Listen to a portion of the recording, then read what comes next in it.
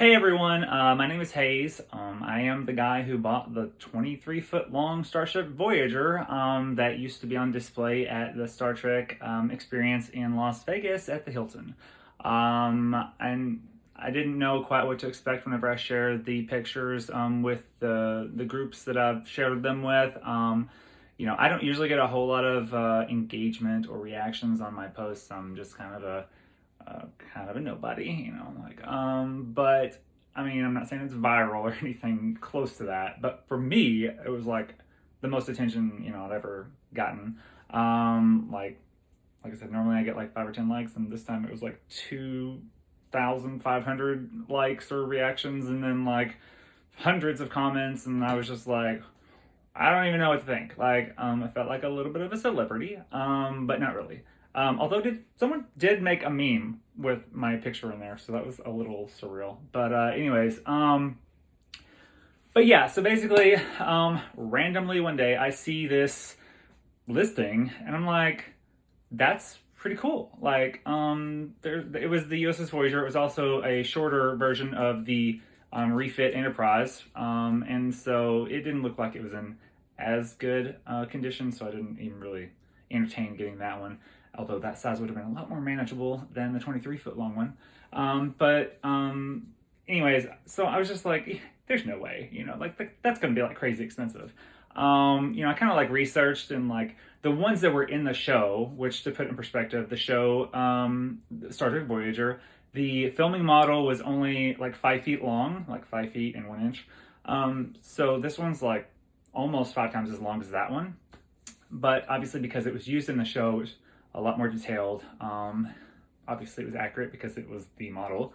But it went for like, I don't know, like 6 figures, like over $100,000 whenever they sold it at auction. So I'm sitting there thinking, like, there's no way, I would never even dream to spend that kind of money on a spaceship. You know what I mean?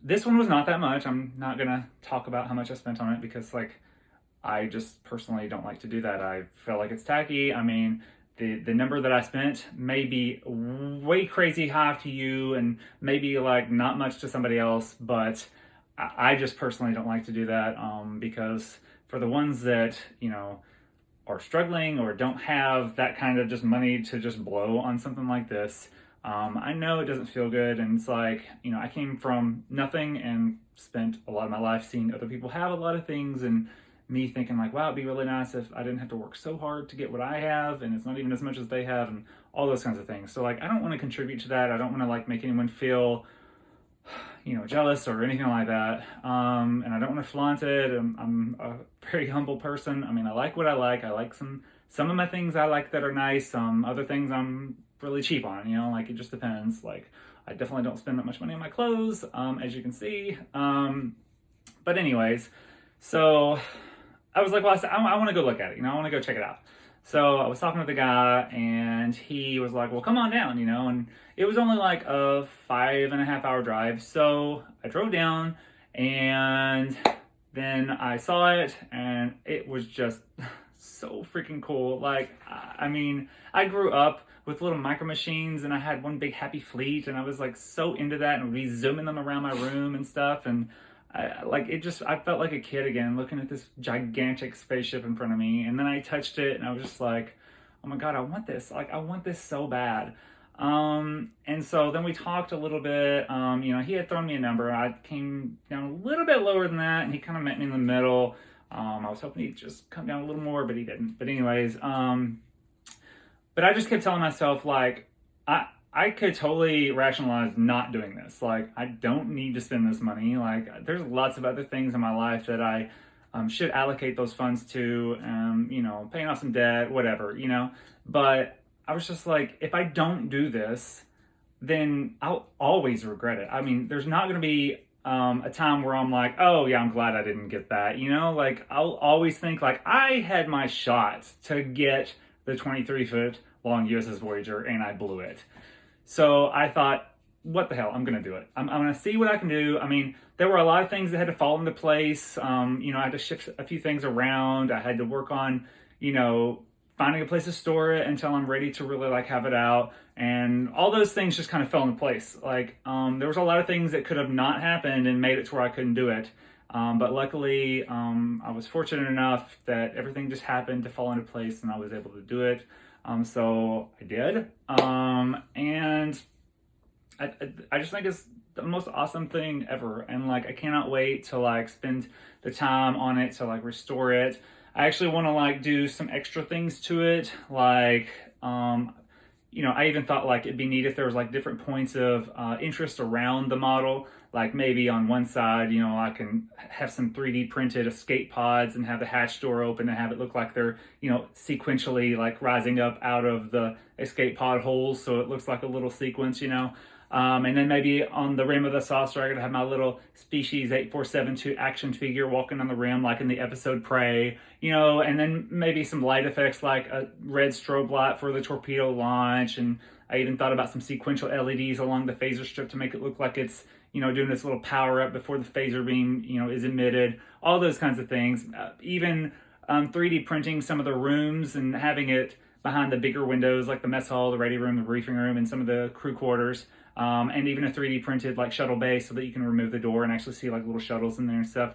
Like that way, when you're walking around the ship to like view it, it'll be like something interesting from pretty much any angle. And I just think like it could be my passion. Like I always tell people like, well, first of all, I have not taken hardly any vacations like my entire adult life. I can think of one actual vacation I've ever taken. Pretty much any other time off I've had from work, which has not been a lot, is spent going to see family, and that's it. Like I just drive 12 hours, I see my family, and then a few days later I drive 12 hours back. Like I don't really like enjoy it. I'm usually more exhausted after that drive than anything else. So it's like not really a vacation. And speaking of, I say I work a lot. Like I saw somebody comment and say like, oh, he must come from money or whatever. Like, no, I did not come from money. Literally my whole life I've been working. As soon as I graduated, I was working 2 or 3 jobs at a time. I eventually went into working at a factory, and then I was working 70 hours a week for like 9 years straight. So no, I did not get anything handed to me. I literally worked my butt off my entire life. Like I've worked more in my 20 years as an adult than most people have in their entire life. Like I've worked a lot. But anyways, so I just have to take the time to make sure that I'm doing it right. I'm reaching out to the people that built it in the first place to see if they can give me some pointers or some tips or some helpful information about like how it was built and like where the load bearing stuff is at and like how structurally sound the bottom is. Like I'm afraid like what if I set it on its belly? Is it gonna crumple? Like I need all those kinds of information so that way I can make sure I don't damage it trying to restore it. And then obviously I'm gonna need help. Like I'm gonna have to hire an electrician to like make sure the lights are good and all that kind of stuff. But my point. I meander a lot. But anyways, my point was, I told people that I didn't ever go on vacation, so I'm cashing in on all those plane tickets I didn't spend, and those hotel rooms I didn't spend, and all the eating out I didn't spend, and all those things. Well, now I'm cashing in on that. I joked and told a friend that this is like, I'm 38, so I'm getting close to 40, so I can kind of count this as like my midlife crisis. I said it's my midlife crisis, and I'll buy if I want to. And then also I'm like, you see guys who like go out and buy some, 67 Corvette and they're going to like fix it up and all that kind of stuff. I'm like, this is my 67 Corvette. So, I don't know how long it's going to take me to, restore it and get it to where, I want it to be, but I know that it'll be my passion and I'm going to keep doing it until it's perfect in my eyes. And I can't wait for that to happen. So that way I can, show all the pictures and share that with everybody. And I might even entertain like having guests come and view it or something, it depends on how life's going at the time and how busy I am. But I definitely am a fan, and I love sharing my, pleasures with other fans, because I know that if I appreciate it, there's probably someone out there who would appreciate it just as much as I do, if not more. So I'm always happy to let everyone be involved in that journey, But anyways, so really long video, because, I don't know what I'm doing. I'm not used to this kind of attention or needing to explain things like this. So, anyways, there you go. Thanks for watching.